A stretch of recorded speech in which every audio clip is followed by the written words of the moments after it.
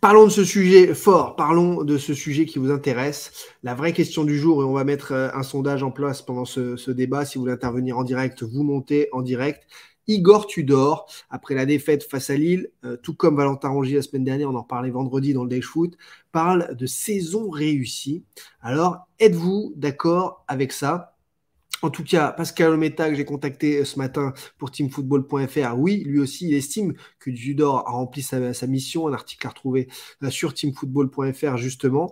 Lui, il estime que l'objectif, c'était le podium cette saison, que le podium, il l'a réussi, et que à partir de là, sa mission est réussie, et qu'on ne peut pas en demander plus à Igor Tudor, et que d'ailleurs, beaucoup n'auraient pas parié leur maison sur un OM sur le podium en fin de saison.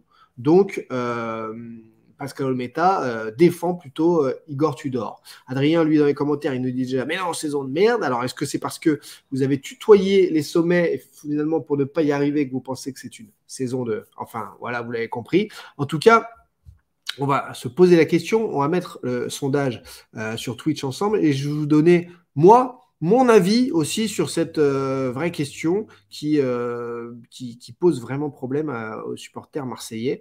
Alors, donc, Tudor parle de saison réussie, D'accord? Pas d'accord, tout simplement. Voilà le sondage que je vous mets en cours, dispo pendant 10 minutes sur Twitch. Voilà les amis, et on va revenir voir les résultats du sondage dans quelques minutes. Donc, face à ça, je suis en réalité très très surpris par ce coup de com'. Ce coup de com' d'Igor Tudor, de Valentin Rongier quelques jours avant, comme pour s'auto-satisfaire, alors qu'on sait très bien que la fin de saison, c'est de l'autre boudin. On attendait un petit peu autre chose. On attendait au moins de talonner jusqu'au bout, jusqu'à la dernière journée, le RC Lens, comme la saison dernière, l'apothéose à domicile où j'étais à l'Orange Vélodrome pour Marseille-Strasbourg. Non, là, on n'est pas là-dedans. Dans une fin de saison, ça y est, Marseille sera troisième, on va montrer le classement dans un instant. Marseille jouera les barrages de Ligue des Champions fin août. Donc, je ne peux pas parler de saison réussie. Pourquoi? Parce que d'un côté, et je vais vous montrer le classement sur Team Football, l'Olympique de Marseille est troisième avec 73 points. Ok, c'est chouette. Mais Marseille, largué face au 11e budget de Ligue 1, 5 points derrière le RC Lens. Donc, l'OM, qui était deuxième l'an dernier, finit troisième cette saison. Donc, à partir du moment où déjà tu fais un moins bon résultat, peu importe le nombre de points, etc., il y a trop de paramètres pour parler uniquement des points glanés. Il peut y avoir des équipes comme Angers qui n'ont pris aucun point cette saison, donc forcément, c'est des 6 points cadeaux. Donc, l'Olympique de Marseille fait factuellement moins bien que l'an dernier, avec une masse salariale historique pour le club, la plus haute masse salariale de l'histoire, avec une superstar qui est venue et avec une très très belle commission, Alexis Sanchez, avec des internationaux comme Malinowski aussi arrivé pour cher, que ce soit mercato d'été ou d'hiver. Merci Diesfa pour ton abonnement. Avec donc un effectif où l'an dernier, il y avait 0 piston. Sampaoli devait créer du jeu avec aucun ailier de débordement. Là, il y a eu Klose et Tavares qui sont arrivés, ils ont été gérés de diverses façons, mais encore une fois, certains vont me dire « Ouais, mais non, ils sont pas bons ». Mais dès le mois de septembre-octobre, souvenez-vous des Dutch Foot, je vous prévenais que c'était pas possible de gérer Klose et Tavares de cette façon, puisque ces garçons jouaient tous les 3 jours, non-stop, sans jamais changer, sans jamais sortir, en dehors de cartons rouges ou de petites blessures. Je le disais, mais ils vont exploser physiquement. Ils ne peuvent pas tenir une saison comme ça. Il faut plus, les faire tourner. Et surtout, il faut changer de système parfois, passer à 4 derrière pour les calmer un petit peu. Ils sont trop demandés comme joueurs. Ils sont trop à l'origine d'actions décisives pour l'OM. Et donc, ils ont explosé en vol. Donc, je ne veux pas jeter la pierre aux joueurs, encore une fois, quand vous avez un coach comme Igor Tudor qui a montré une certaine rigidité, pour ne pas dire psycho-rigidité, concernant son système et ses hommes. De dire toute la saison publiquement, même dans les médias, que Dimitri Payet n'entre pas dans ses schémas.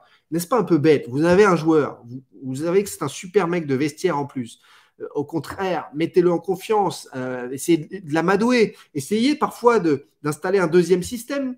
Ça existe dans toutes les équipes, plusieurs systèmes. On voit même chez Guardiola des systèmes des joueurs hyper interchangeables et des joueurs qui arrivent à jouer défenseur central ou latéral dans un même match, voire numéro 6. Donc, dans cette idée-là, pourquoi ne pas avoir créé aussi un système pour mettre en avant certains joueurs qui ne rentraient pas dans le premier système? C'est ça la bêtise de Tudor, c'est d'avoir flingué dès le début de saison Gerson pour finalement le vendre, puis Payet très rapidement, puis Guendouzi au fil du temps aussi, qui n'a quasiment jamais joué à son poste, et au final, quand vous le faites jouer à son poste, il n'a pas tout de suite... hop, on claque pas des doigts avec ces joueurs-là. C'est incroyable de penser que les joueurs sont des joueurs FIFA, ce sont des robots. Ces joueurs ne sont pas des robots. Dans le monde entier, un footballeur a des humeurs, a des émotions, a un besoin d'être mis en confiance, a besoin de sentir le ballon et d'être avec des repères. On ne change pas les repères du joueur constamment pour finalement dire ouais, lui il est pas au niveau. Mais non, non, c'est le coach qui est pas au niveau dans ces cas-là.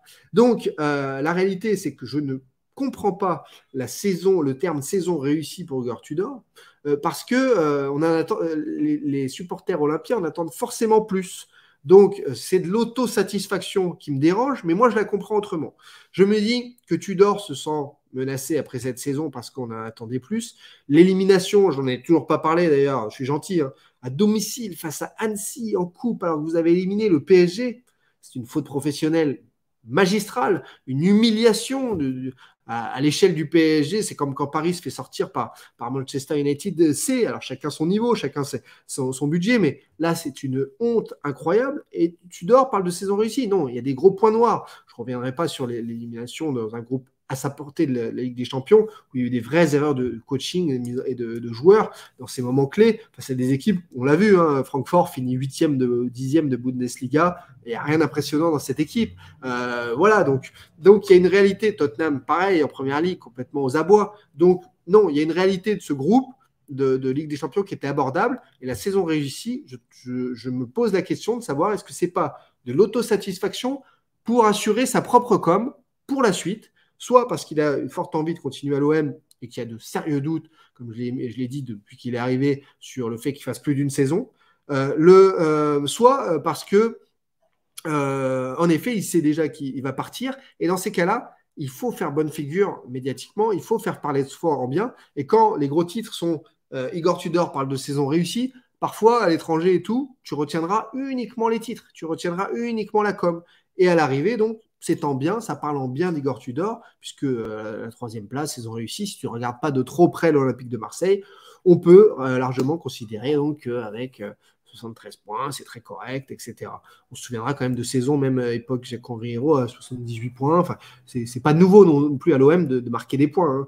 Hein. Il y a quelque chose comme ça. Donc, Igor Tudor, déception. À lui, pour le dernier match de la saison, samedi prochain pour Marseille-Brest, de finir sur une belle fête face à des Brestois qui sont libérés par le maintien, et on verra ce que ça donne. Le sondage en cours, et puis je prends vos commentaires aussi pour réagir, débattre, il y aura certainement des pros Tudor dans les messages. Alors, d'accord, pas d'accord, Tudor parle de saison réussie, 11% seulement pour l'instant qui nous disent qu'ils sont d'accord avec Igor Tudor qui parle de saison réussie. Waouh, 11%. Compliqué, là, ouais, je vois que c'est compliqué. Alors que Bruno26 vient de nous prendre un nouveau sub avec Prime, Ben113, GTN, Johnny, Coqui, MM viennent de nous suivre. Merci à toi, Skiff Curry qui a pris un abonnement Prime, merci aussi. Et à 50 minutes, Bendu 12 000 également, 4e mois, ça fait plaisir. On est bientôt 8400 followers sur Twitch, ça c'est très kiffant. Êtes-vous d'accord avec Tudor? C'est un non, 77% sur TikTok aussi. Dims qui vient de nous rejoindre et les autres. Bref, donc vous ne comprenez pas Igor Tudor, c'est un petit peu suite à la défaite aussi. À Lille, que ça s'est pas mal retourné contre Tudor. Il y a Bendu 12 000 qui nous dit avoir sanctionné Payet, sachant qu'il avait marqué sur ses 2 derniers matchs. Ça, je n'en ai pas parlé et je peux en parler aussi très clairement. Il y a eu un truc vraiment honteux, c'est-à-dire qu'en conférence de presse, le vendredi, vous savez très bien quel groupe vous allez prendre à Lille le samedi, et il nous dit, c'est noir sur blanc, c'est partout, Dimitri Payet pourrait être utilisé 1 heure dans le registre qu'il sait, et ça nous rapportera beaucoup. Je crois que c'est à peu près ce qu'il a dit le vendredi, donc sur Payet. Ok.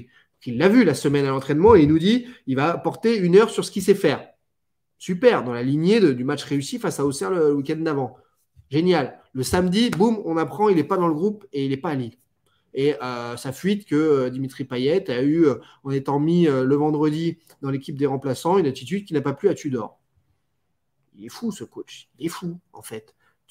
Tu ne peux pas faire une conf de presse où tu annonces ça et switcher complètement dans ta tête parce que tu as vu un truc.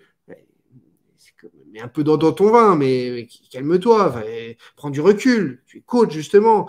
Tout le monde peut avoir des humeurs. Tu en as, les joueurs en ont. Et il peut y avoir une logique. C'est Kobe O'Connor qui nous dit Lille, c'est la défaite de trop pour l'OM.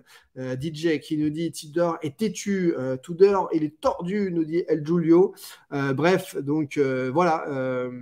La saison prochaine va commencer de bonne heure en tour préliminaire. Alors, de bonne heure en 2 mots. Mais peut-être avec le bonheur aussi de se qualifier.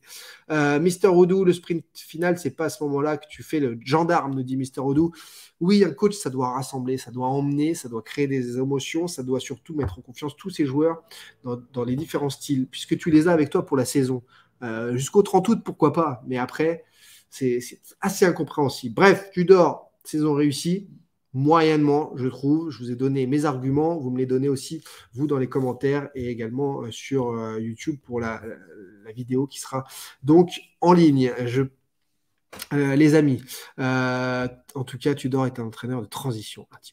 C'est ce que j'ai dit. C'est ce que j'ai dit. En effet, je ne pense pas m'être trompé, encore une fois. Voilà. En tout cas, il y en a beaucoup qui ont très rapidement oublié le travail qui avait été effectué l'an dernier avec Sampaoli, le jeu déjà mis en place avec un effectif bien moins bon, les résultats obtenus. Oui, il y a eu des erreurs de coaching, des erreurs de composition, des choses qui ne nous ont pas plu. Et il y a eu des hauts et des bas où je me souviens de débrief du dimanche soir où beaucoup de supporters de l'OM me disaient Sampaoli, on n'en peut plus et tout.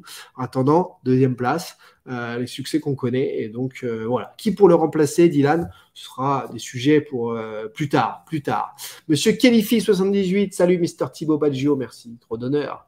Zidane discute avec l'OM, nous dit LBN Walid. Eh bien, tant mieux s'il discute avec l'OM, c'est de bon augure alors. As-tu des infos sur un potentiel nouveau coach? Non. Vous savez très bien qu'avec Longoria, il y a toujours beaucoup de pistes. Il y a beaucoup de choses qui se trament en coulisses à l'Olympique de Marseille.